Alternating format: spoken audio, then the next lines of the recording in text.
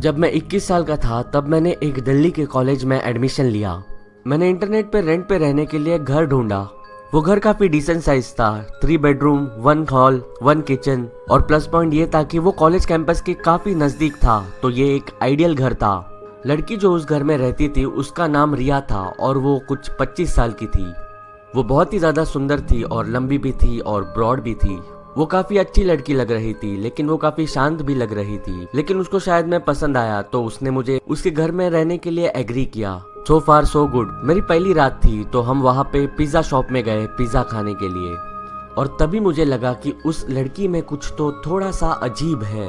उस रात पिज्जा खाते वक्त वो पूरे टाइम मुझे यही कह रही थी कि मैं बहुत ही ज्यादा वरुण धवन की तरह दिखता हूँ। मुझे पता नहीं चल रहा था मैं इसके लिए उसको क्या कहूँ, तो मैं कंफ्यूज होके उसे बस इतना ही कहा कि थैंक्स। मैं थोड़ा भी वरुण धवन की तरह नहीं दिखता, तो ये बात मुझे थोड़ी सी भी सेंस नहीं कर रही थी। जब हम घर पे जा रहे थे तभी उसने मुझे पूछा कि क्या मैंने उसका रूम देखा है, और मैंने कहा नहीं। तो वो अपना रूम दिखाने के लिए मुझे उसके रूम के अंदर लेके गई। उसके रूम के दीवारों पे बस वरुण धवन की ही तस्वीरें थी। उसने इवन वरुण धवन के फोटोज की प्रिंट निकाल के उसके रूम के मिरर्स पे भी लगाई थी। उसके पास वरुण धवन के हर मूवीज की डीवीडीज भी थी। मुझे पता नहीं चल रहा था मैं इससे क्या मेकआउट करूं। It was quite creepy. पूरे डिनर के वक्त वो मुझे यही बात कह रही थी कि मैं वरुण धवन की तरह दिखता हूँ, और मुझे अभी पता चल रहा था कि वो काफी ऑब्सेस है वरुण धवन को लेके। कुछ हफ्ते बीत गए, मैंने उसे घर पे ज्यादा तो देखा नहीं। उस रात के बाद हमने ज्यादा एक दूसरे के साथ टाइम स्पेंड नहीं किया। वो अपने ऑफिस से घर आती थी और प्रैक्टिकली उसके रूम में भागती हुई चली जाती थी। वो पूरी शाम और रात अपने रूम में ही रहती थी। उसकी एक अजीब गिगल थी जो कि काफी हाई पिच थी, और मैं उसकी गिगल करती हुई हाई पिच आवाज सुनता था उसके रूम के अंदर से। मैं वंडर करता था कि वो एक्चुअली क्या कर रही होगी जो ऐसे अजीब तरीके से हंस रही है। ओकेजनली वो कभी कभी रूम के बाहर आती थी कुछ 2 मिनट के लिए और मुझसे बात करती थी। बात करते वक्त वो फंबल करती थी, तो मुझे पता चलता था कि वो बहुत ही ज्यादा ड्रिंक कर रही है। और वो कभी कभी रूम के बाहर आती थी और कुछ कहती ही नहीं थी, बस मुझे देखती रहती थी जब मैं डाइनिंग टेबल पे बैठा रहता था। मैं उसकी तरफ देखता था और ऑकवर्डली कहता था कि हेलो रिया। फिर उसके बाद उसका वो एक लॉन्ग ऑकवर्ड पॉज होता था और फिर वो हाई पिच गिगल।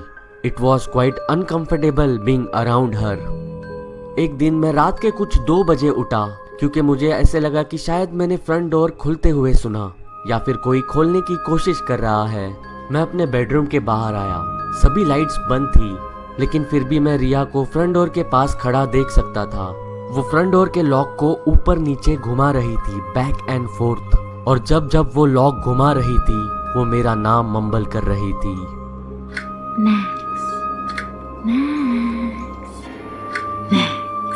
उसे अंधेरे में खड़ा देख के और मेरा नाम मम्बल करते हुए सुनते हुए मुझे काफी ज्यादा क्रीपी लग रहा था। मैं क्वाइटली अपने रूम के अंदर चला गया और सोने की कोशिश की, लेकिन उस रात मैं बिल्कुल भी सो तो नहीं पाया। एक रात जब मैं मूवी देख रहा था तभी वो अपने रूम से बाहर आई और हॉल में मेरे पीछे खड़ी हो गई। मैंने मूवी को पॉज किया और उसकी तरफ देखा। फिर उसने मुझे पूछा क्या मैं उसके एक्स बॉयफ्रेंड के बारे में जानना चाहता हूँ। ये बहुत ही अजीब टॉपिक था, तो मैंने ऑकवर्डली हाँ बोला और मैं ऑकवर्डली पीछे होके बैठ गया। 10 मिनट्स इनटू हर स्टोरी और वो एक्सट्रीमली एनिमेटेड हो चुकी थी। वो बहुत ही ज्यादा एंग्विश में बात कर रही थी। वो बहुत ही ज्यादा चिल्ला रही थी और बहुत ही ज्यादा वाइल्ड हो रही थी। मुझे डर लग रहा था कि उसकी आवाज से पड़ोसी जाग ना जाए और वो पुलिस को फोन ना कर दे। और वो मुझे सुन भी नहीं रही थी जब मैंने उसे कहा कि उसका आवाज वो थोड़ा सा कम कर दे। लेकिन तभी गुस्से में उसने एक ऐसी चीज कही जिससे मुझे बहुत ही ज्यादा क्रीपी फील हुआ। उसने गुस्से में कहा कि अगर वो उसके सामने आ जाए तो वो उसका गला काट देगी। And this was a big game changer. मुझे सडनली आइडिया भी नहीं थी ये लड़की किस चीज की कैपेबिलिटी रखती है। प्रैक्टिकली वो एक स्ट्रेंजर थी और मुझे उसके बारे में कुछ भी नहीं पता था, और जो भी मैं उसके बारे में देख रहा था और सुन रहा था वो बहुत ही अलार्मिंगली डिस्टर्बिंग था।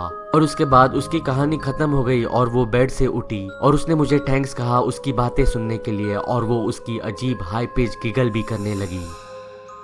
मैं अपने रूम में सोने के लिए चला आया। मुझे एक काफी अनसेटलिंग फीलिंग हो रही थी उस घर में उस लड़की के साथ रहने के लिए, और सबसे वर्स्ट चीज ये थी कि मेरे रूम के डोर पे लॉक ही नहीं था। मैंने मेरे रूम का एक टेबल दरवाजे के सामने एज अ बैरिकेड रख दिया।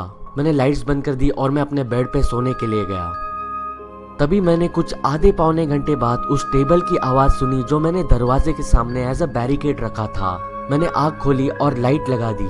मैंने देखा कि रिया दरवाजे को पुश कर रही थी और रूम के अंदर आने की कोशिश कर रही थी। वो बहुत ही ज्यादा ड्रंक लग रही थी और उसकी आंखों में एक इंसेन लुक था। मैंने दरवाजे को पुश किया और उस पे चिल्लाते हुए मैंने कहा कि वो यहाँ से निकल जाए और दरवाजे को बंद कर दिया। मैंने उसके फुटस्टेप्स की आवाज सुने उसके रूम की तरफ जाते हुए, लेकिन उस रात मैं बिल्कुल भी सो नहीं पाया। अगले दिन जब मैं अपने रूम के बाहर निकला तब जैसे मेरा हार्ट मेरे अंदर ही ड्रॉप हो गया हो ऐसे मुझे लगा जब मैंने देखा किचन नाइफ हॉलवे फ्लोर पे पड़ी हुई। I got goosebumps all over my arms। मैं बस यही सोच सकता था कि उसने कहा था कि वो उसके एक्स बॉयफ्रेंड का गला काट देगी। मैं उसके पास गया और मैंने इसके बारे में उसको पूछा। उसने मुझे कहा कि उसको याद भी नहीं है कि उसने कभी मेरे दरवाजे को पुश करते हुए मेरे रूम के अंदर आने की कोशिश की, और उसको ये भी याद नहीं कि उसने कभी उसके एक्स बॉयफ्रेंड के बारे में मुझसे बात की हो। I had enough। मैंने इमीडिएटली दूसरा घर ढूंढा और मैं उसी दिन उस घर में मूव इन हो गया। उसके घर से मूव आउट होने के कुछ एक महीने बाद उसने मुझे कांटेक्ट किया। I was at the movies और मेरा फोन स्विच ऑफ था। जब मेरी मूवी देख के हुई और मैं हॉल के बाहर आया तभी मैंने अपना फोन टर्न ऑन किया और मैं बहुत ही ज्यादा शॉक हुआ जब मैंने अपने इनबॉक्स में 40 टेक्स्ट मैसेजेस देखे, वो भी उस लड़की के। वो 40 मैसेजेस बहुत ही ज्यादा इंसेन थे क्योंकि वो स्टार्ट हुए थे हाय हाउ आर यू से लेके आई हेट यू तक। इट वॉज रियली इंसेन और मैंने उसको रिप्लाई नहीं किया। उसके बाद उस लड़की ने भी मुझे कभी मैसेज नहीं किया। लेकिन आज भी मैं ये एक चीज सोचता हूँ, अगर उस दिन मैंने वो टेबल दरवाजे के सामने एज अ बैरिकेड नहीं लगाया हुआ होता तो क्या वो लड़की मेरे रूम के अंदर आ जाती और मेरा गला काट दिया होता। It still freaks me out.